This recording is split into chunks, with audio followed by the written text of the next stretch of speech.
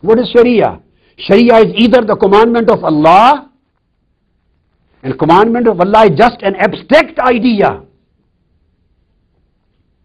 Allah's commandment and Quranic verses, they are just an abstract ideas. There are no models of behavior in Quran. You are supposed to perform your prayers. This is just an abstract idea. There is no model of behavior has been given in Quran.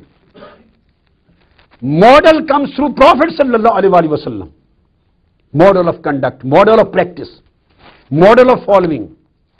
That's why it is stated, Qul in kuntum tuhibbun Allah fattabi'uni. If you love Almighty Allah and if you love to obey the commandment of Almighty Allah, so there is no other way except following me. So Holy Prophet sallallahu alaihi wasallam, every movement of Holy Prophet sallallahu alaihi wasallam, every single word uttered by Holy Prophet sallallahu alaihi wasallam, every single act and deed committed and performed by Holy Prophet sallallahu alaihi wasallam itself constitutes the body of Sharia. The whole body of Sharia has been originally and primarily and fundamentally constituted by two things, either by the commandment of Allah or by the commandment and practice of Holy Prophet sallallahu alaihi wasallam.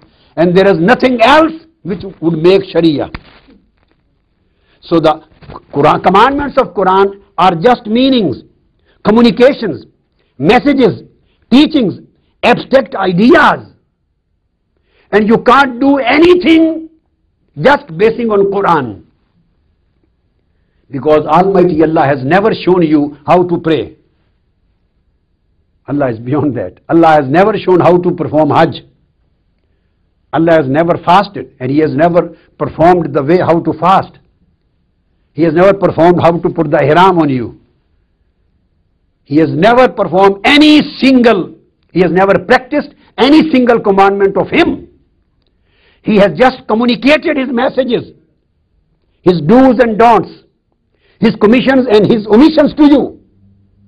And He has left everything to personify it, to present it in a model form, to present it in a practicable form, to present it in a perceptible form, to present it in a conceptual form, to present it in a physical form, in a feasible form, in a workable form, in a viable form, in a visible form.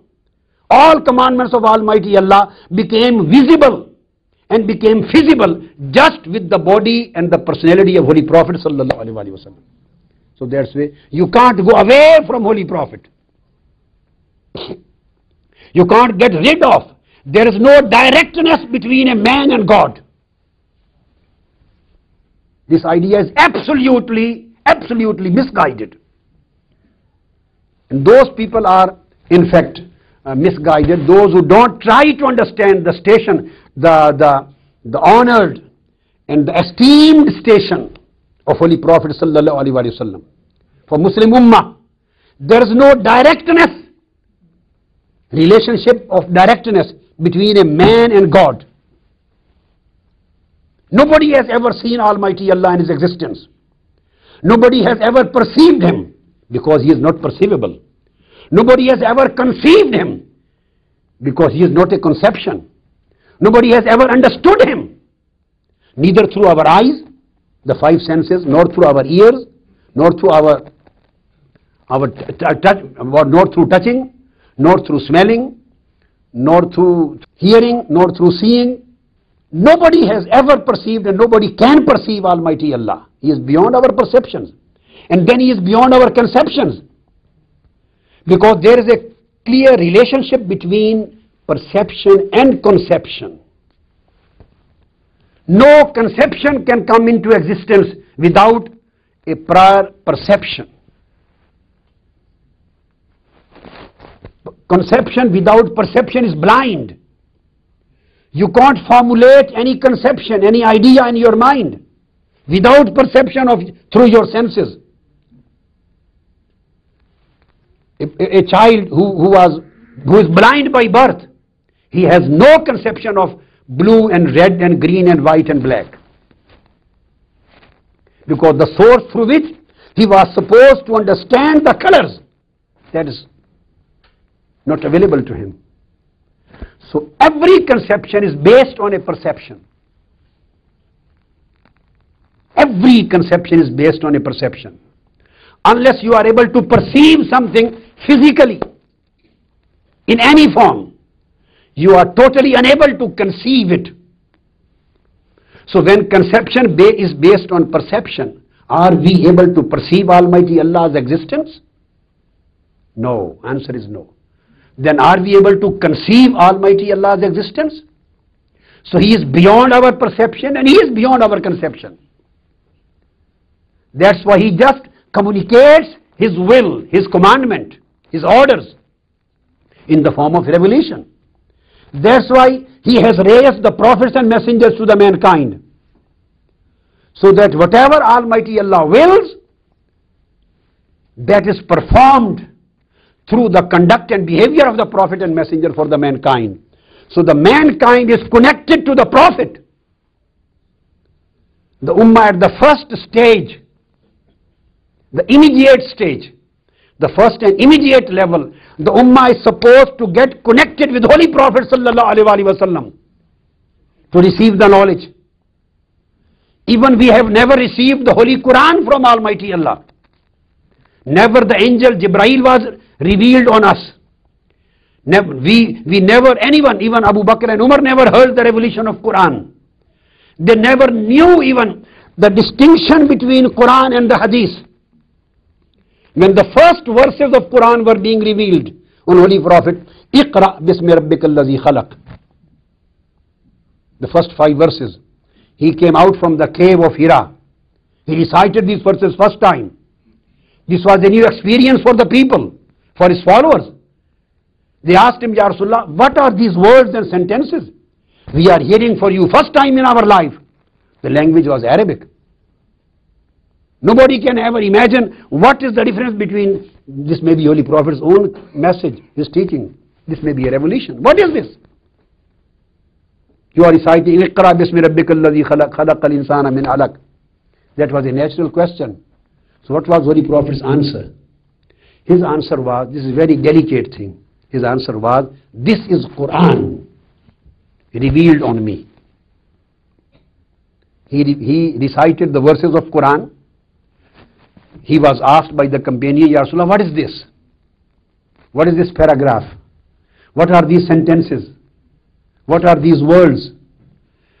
Responding their questions, Holy Prophet answered, he said, this is Quran revealed on me. Now, my question is from you. These were the verses, Iqra bismi rabbika alladhi khalaq, 5 verses up to Allama al-insana ma lam ya'lam.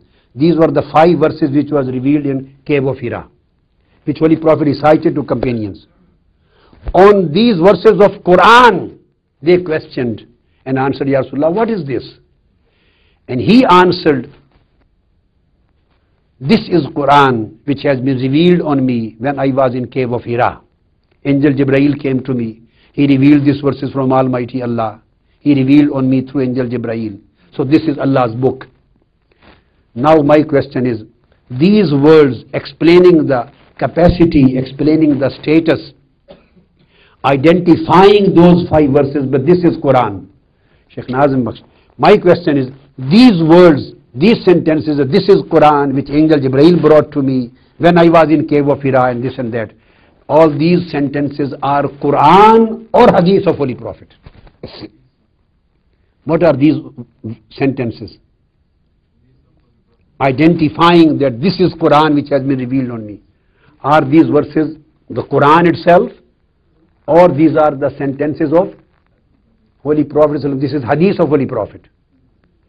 This is Hadith which identified the Quran. So when they heard the answer that these words are Quran revealed on me, then they accepted it. So the question is, what was the first stage of their faith? Did they accept directly Quran, or they first of all brought their faith in Hadith of Holy Prophet, and through Hadith of Holy Prophet, this Hadith led them to the Quran? Who opened the door of realizing the Quran in front of them? Who led them to the divine reality of Quran? Who took them to the divinity of Quran? Who make them realize that these are the Quranic verses revealed in Holy Prophet? This was hadith which made them realized. This was hadith which led them to the Quran. This was hadith which took them to the divinity. So who became the means between the Sahaba and Allah? Prophet Muhammad sallallahu alaihi wasallam became the means, and his words became the means. That's why Allama ibn Taymiyyah says that فَقَدْ أَقَامَهُ اللَّهِ in his book Al-Sarimul Maslul. I am quoting a very specific reference with a particular intention. There are some people who just accept only 2-3 authorities and not many more. There are some people. So I am quoting that one. Allama ibn Taymiyyah, he writes in his book As-Sarimul Maslul, page 42. He writes, فَقَدْ أَقَامَهُ اللَّهُ مُقَامَ نَفْسِهِ. This is what explains the status of Prophet sallallahu alaihi wasallam, which explains the authority of Prophet sallallahu alaihi wasallam and his station, honored, highly honored station. فَقَدْ أَقَامَهُ اللَّهُ مُقَامَ نَفْسِهِ فِي أَمْرِهِ وَنَهْيِهِ وَبَيَانِهِ فَلَا يَجُوزُ أَن يُفَرَّقَ بَيْنَ اللَّهِ وَرَسُولِهِ فِي شَيْءٍ مِّنْ هَذِهِ الْأُمُورِ. Allama ibn Taymiyyah says that Almighty Allah has placed Holy Prophet Muhammad sallallahu alaihi wasallam at his own station in these 4 things: fi amrihi wa nahyihi wa ikhbarihi wa bayanihi, in commandments of commissions, commandments of omissions, prohibitions, and giving the news of knowledge and news, and explaining an interpretation. Everything is covered under these 4 categories. In these 4 things, Almighty Allah has made Holy Prophet sallallahu alaihi wasallam his direct recipient, vicegerent, direct representative. Muqama nafsehi. You say qaim muqam. When a president, for example, or prime minister goes, so he appoints till he returns vice president as the president. You say he is acting president. Muqama nafsehi means acting. Nobody can become Mazallah, acting Allah. He is not away from his duty, astaghfirullah. He doesn't disappear. But just to explain the thing, Muqama nafsehi, he has placed Holy Prophet sallallahu alaihi wasallam, he has made him stand on his own place in these 4 things.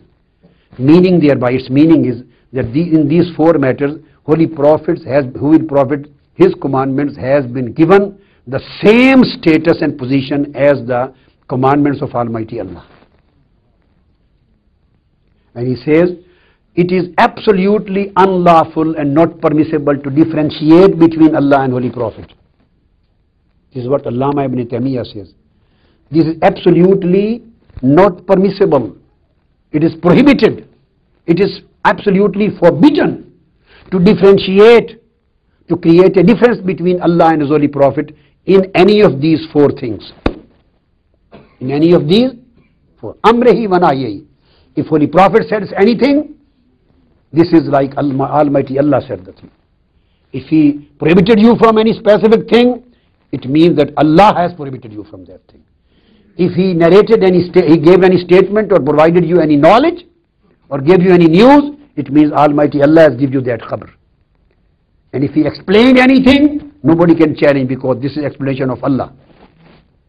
Fi shay'in min hadhihi al-umur. Any minor thing within category of these 4, you can't create any difference between the 2. So same way Holy Prophet sallallahu alaihi wasallam said, as in Quran, he said that whatever Almighty Allah was fard or halal, he gave you the commandments of faraid. Don't waste them, get benefit of them. Whatever was haram, Almighty Allah has clarified and categorically explained the prohibitions. Don't break these commandments. And Almighty Allah has fixed some hudud.